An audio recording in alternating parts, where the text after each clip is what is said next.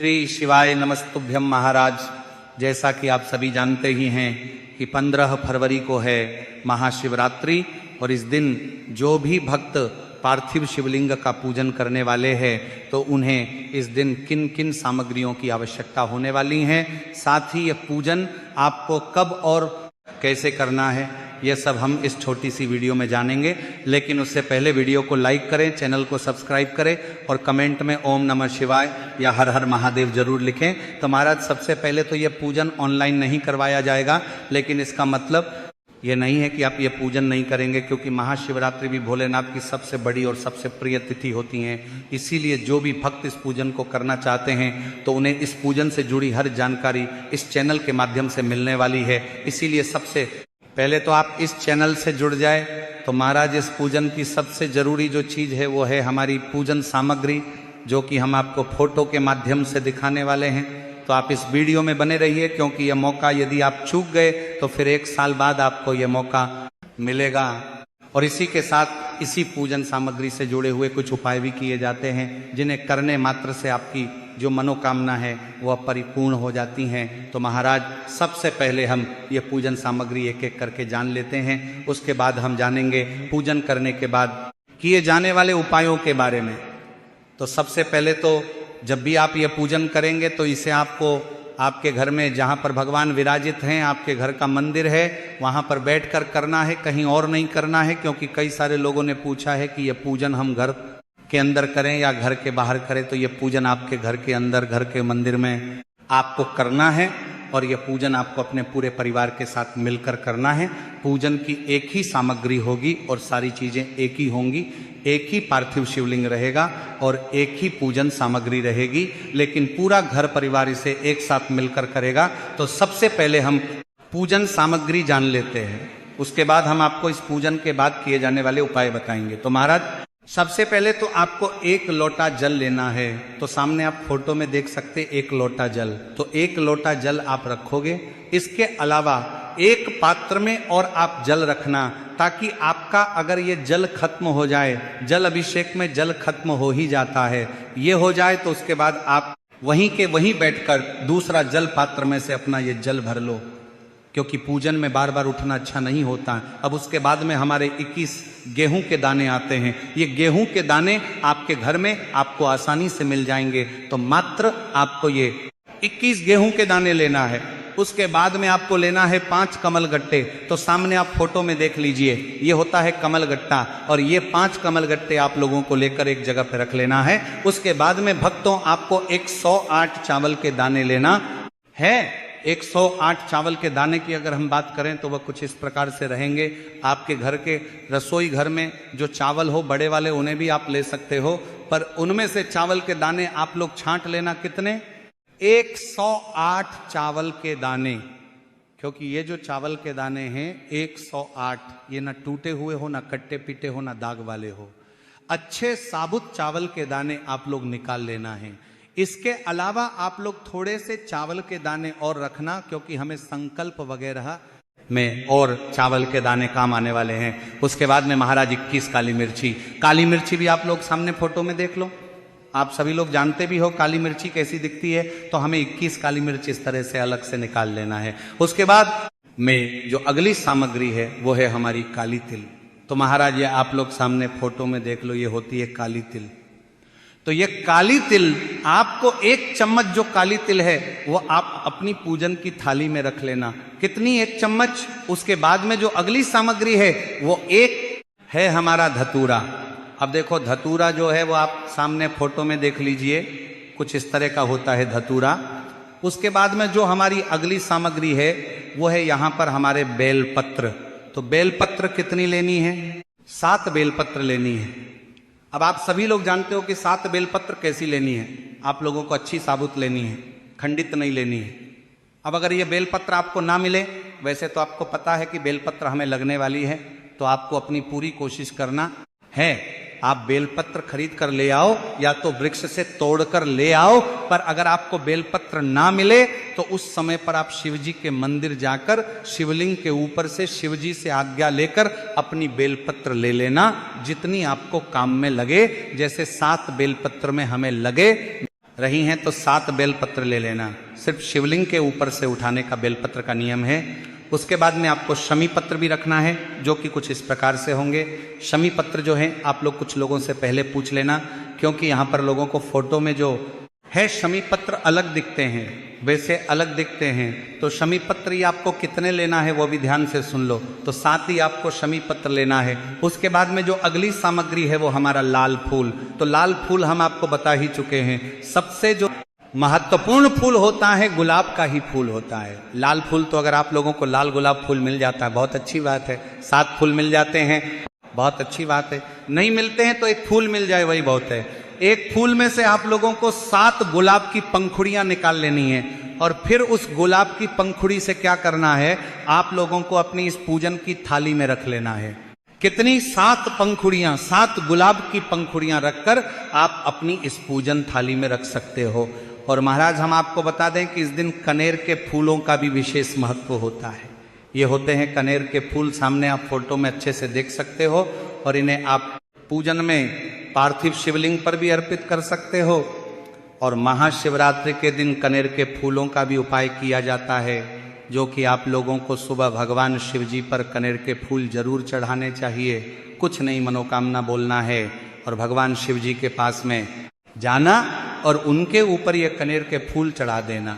5 कनेर के फूल हो, 1 कनेर का फूल हो, जरूर चढ़ा कर आना। इन कनेर के फूलों का महाशिवरात्रि के दिन बड़ा ही विशेष महत्व होता है। तो ये है हमारे कनेर के फूल। पूजन में रखना चाहो तो रख सकते हो है, और चढ़ा भी सकते हो। इसके बाद में महाराज 7 सफेद फूल भी आप लोग जानते हो कैसे होते हैं, जो कि आप सामने फोटो में देख ही सकते हैं। तो ये आप पहले ही तोड़कर रखना, पूजा के कुछ समय पहले आपके घर के पास में कहीं लगे हो तो वहां से ले सकते हो, अन्यथा आपके जहां से भी आपको लेना है वहां ले सकते हो। या बाजार में जो शिवलिंग पर चढ़ने वाले सफ़ेद फूल होते हैं उनमें से कोई भी एक सफ़ेद फूल चुनकर इसमें आप लोग रख सकते हो अपनी पूजन की थाली में। तो ये 7 सफ़ेद फूल आप लोगों को लेकर रखने पड़ेंगे। इनके अलावा जो भी सफ़ेद फूल है शिवलिंग पर चढ़ने वाले वो भी ले सकते हो, उसमें भी कोई दिक्कत वाली बात नहीं है। उसके बाद में पंचामृत की सामग्री में दूध, दही, घी, शहद, शक्कर होती हैं। तो आपको दूध, दही और घी ये तो गाय का ही लेना है। आप डेयरी पर से जाकर लेकर आना। शहद और शक्कर है वह तो आपको पूजन सामग्री की दुकान पर मिल ही जाएगी। दही जो है वह हो सके तो गाय के दूध का लेना, वरना जो मिले वह ले लेना। उसके बाद में घी विशेष रूप से शुद्ध देसी गाय का घी का लेना, और ना मिले तो जो आस घी हो, भैंस का हो, जैसा हो वो ले सकते हो, पर गाय का जो है वो अधिक पवित्र माना जाता है। उसके बाद में शक्कर हमने आपको बताई दी है। शहद की बारी आती है तो शहद अगर आपके घर में है तो आप उसे ले लेना, अन्यथा ये पूजन वाली दुकान पर आपको ऐसी जो डिब्बी है ये मिल जाती है, तो आप शहद की मात्र छोटी सी डिब्बी ले आना।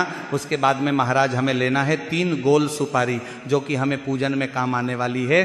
3 गोल सुपारी का बड़ा विशेष महत्व है और ये हमें पूजन में जरूर काम आएगी। तो ये 3 गोल सुपारी है, ये आपको अपनी पूजन में जरूर रखना है। उसके बाद में हमें रोली और मोली, तो देखो ये होती है रोली कुमकुम, आपने सुना होगा, तो वही ये चीज़ है। ये रोली कुमकुम है और ये मोली है। ये रोली है, ये मोली है। तो रोली जिसका प्रयोग टीका करने है एक में किया जाएगा, और ये लाल रंग की होती है। और मौली जिसे कलावा का धागा भी कहा जाता है और लच्छा भी कहा जाता है, जिसे हम हाथ में बांधते हैं। तो इस तरह से आपकी रोली और मौली दोनों ही लेने हैं। उसके बाद में महाराज जो हमारी अगली सामग्री है वो है हमारा अबीर और गुलाल है। तो अबीर और गुलाल जो है पैकेट में आते हैं, जो कि यह कुछ इस प्रकार के हैं। ये आप लोगों को पूजन वाली दुकान पे आसानी से मिल जाएंगे। इसके बाद में अगली जो सामग्री है वो हमारा लाल चंदन और पीला चंदन, ठीक है। तो सामने फोटो में देख लो, ये है हमारा लाल चंदन, ये है हमारा पीला चंदन।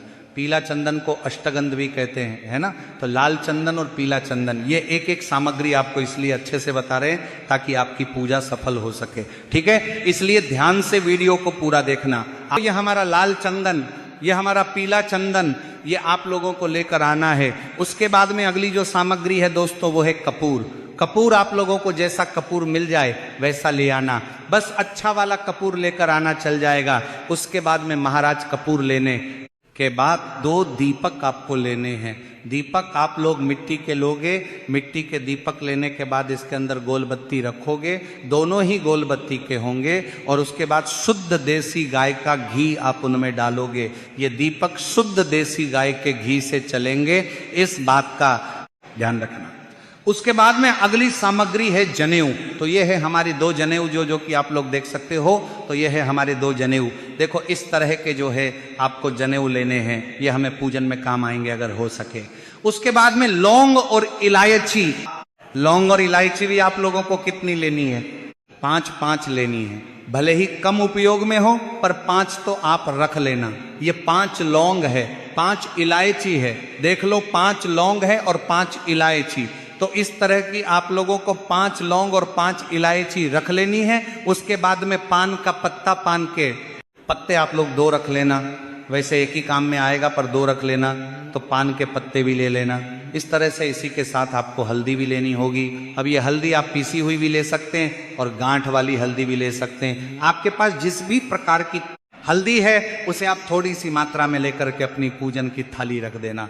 अब महाराज अगली जो सामग्री है वह है मेहंदी। तो देखिए, एक मेहंदी होती है पत्तों वाली और एक मेहंदी होती है बाजार की पाउडर के रूप में आने वाली मेहंदी। तो आप पाउडर वाली मेहंदी भी ले सकते हैं और पत्ती वाली मेहंदी भी आप अपनी इस पूजन की सामग्री में ले सकते हैं। इसी के साथ आपको फल लेने हैं, कोई भी 5 फल लेने हैं। आप चाहे तो केले से फल जो भी आप लेना चाहे वो आप ले सकते हैं। केवल जो भी फल आप ले रहे हैं वो 5 ही लेंगे। यानी कि केले ले रहे हैं तो आपको 5 केले लेने होंगे।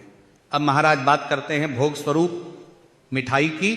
तो आप अपने अनुसार यदि घर पर हलवा बनाना चाहते हैं तो बना सकते हैं, या खीर भी बना सकते हैं, या मार्केट से थोड़ी सी जो भी आपके सामर्थ्य अनुसार हो आप मिठाई लेकर आ सकते हैं। तो आप चाहे कुछ भी लेकर आएं या कुछ भी मीठा घर पर जरूर से बनाएं, ताकि इसका भोग हम भगवान शिव को, मांगोरा को, भगवान गणेश को लगा सके। तो आपको जो उचित लगे आप मिठाई के रूप में लेकर आ सकते हैं। अब महाराज आप लोग अपनी पूजन की थाली पहले से तैयार करके रख लेना, और जल्दबाजी में कुछ भी ऐसा मत करना जैसे कि आपको कोई सामग्री ना मिली तो आप कहो कि हम तो ये पूजन नहीं कर रहे, हमें ये सामग्री नहीं मिल रही है।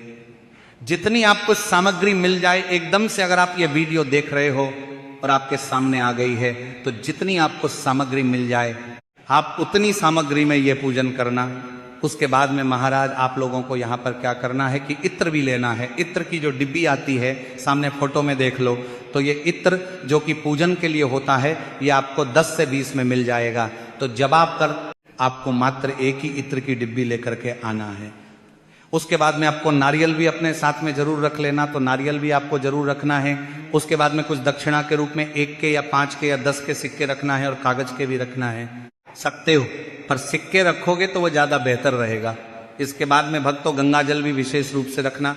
गंगा जल अगर आपके घर में है तो एक कटोरी में निकाल कर रख लेना, नहीं है तो पूजन वाली दुकान पर आपको डिब्बियां मिलती हैं गंगा जल की, वो आप लोग लेकर आ सकते हो। तो यहाँ पर हमें गंगा जल की यहाँ पर आवश्यकता पड़ने वाली है। उसके बाद में धूप बत्ती अगरबत्ती, ये है हमारी धूप बत्ती अगरबत्ती। इसमें भी आप लोगों को कोई कंफ्यूज नहीं होना है। जिसको अगरबत्ती अच्छी लगती है वह ये लाना, जिसको धूप बत्ती अच्छी लगती है ये लाना, जिसको दोनों अच्छी लगती है, दोनों जलाना है, वह दोनों लेकर आ जाना। कोई दिक्कत वाली बात नहीं है, दोनों जला सकते हो, धूप बत्ती अगरबत्ती। उसके बाद में महाराज अब जो अगली सामग्री है वह हमारा पार्थिव शिवलिंग ही है, और पार्थिव शिवलिंग को आपको बनाकर तैयार रखना है।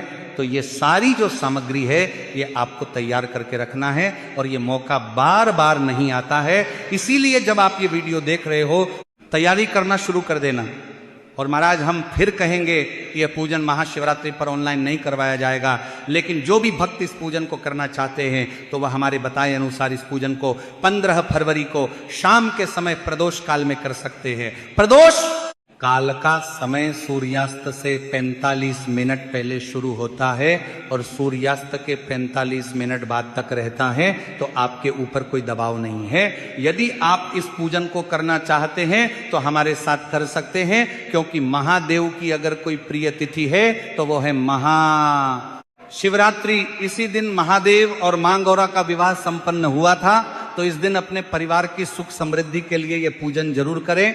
अब महाराज, हम इस पूजन को करते समय ही आपको ये उपाय भी जरूर से करना है, क्योंकि हमने आपको बताया था पूजन सामग्री के साथ में हम आपको इस महाशिवरात्रि का पूजन विधि में जो उपाय हैं वह भी आप लोगों को बताएंगे। तो देखो, सबसे पहले एक धतूरे का ही उपाय है और यही धतूरा आपको अपने पूजन में उपयोग करना है। इसी धतूरे से आपको उपाय करना है, अलग से धतूरा नहीं लाना है। इस पूजन में सिर्फ हमें एक धतूरा चाहिए और इसी एक धतूरे से आपको उपाय करना है। अब उपाय कैसे करना है वो सुनो, और क्यों करना है तो देखो।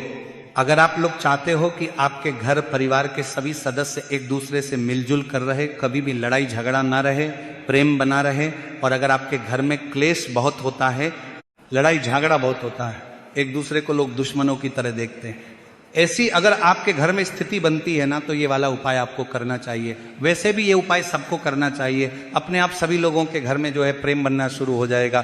तो करना क्या है, ये जो धतूरा है और इसके जो पीछे वाला भाग है, कौन सा ये वाला है ना, धतूरे का जो पीछे वाला भाग है, इस पर आपको क्या करना है, पीला चंदन लगाना है। तो पीले चंदन को इस धतूरे के इस पीछे वाले भाग में लगा लेना है। ये गोल गोल जो है, तो पीला चंदन, ये पीछे की जो ये फूल जैसा आप लोगों को दिख रहा है ना धतूरे का, इसमें पूरे में आप लोग पीला चंदन लगा लेना है। पूरे में पीला चंदन जैसे ही लगा लो। ये पीला चंदन सिर्फ पीछे वाले भाग में लगेगा, इस धतूरे के ध्यान रखना। अब जैसे ही पीछे वाले भाग में आप पीला चंदन लगा लेते हो, इसके बाद में अब जो आगे का भाग रहेगा, मतलब ये जो कांटे वाला भाग है, इसमें आप लोगों को लगाना है अपना लाल चंदन। तो ये आप लोगों को लाल चंदन इस आगे वाले भाग में लगाना है, पीछे पीला चंदन लगाना है, और आगे इतने वाले भाग में या तो पूरे में भी लगा सकते हो, पर आधे आधे में लगा देना आप। इतने इतने में, इतने इतने में आपको ये लाल चंदन लगाना है। जैसे ही आपका ये चंदन लग जाए, पहले से भी लगाकर तैयार करके रख सकते हो। जिस समय 15 फरवरी महाशिवरात्रि पर प्रदोष काल में आप ये पूजन करेंगे, तो उस समय हमें यह धतूरा अपने पार्थिव शिवलिंग पर शिव जी के ऊपर चढ़ाना है। आप ये जो तैयारी है ये पहले से करके रखना। तो धतूरे के पीछे पीला चंदन लगाओगे और आगे लाल चंदन लगाओगे। तो यदि आपको ये पूजन सामग्री से जुड़ी जानकारी अच्छी लगी हो तो वीडियो को लाइक जरूर से करें और चैनल को सब्सक्राइब भी जरूर करें। धन्यवाद।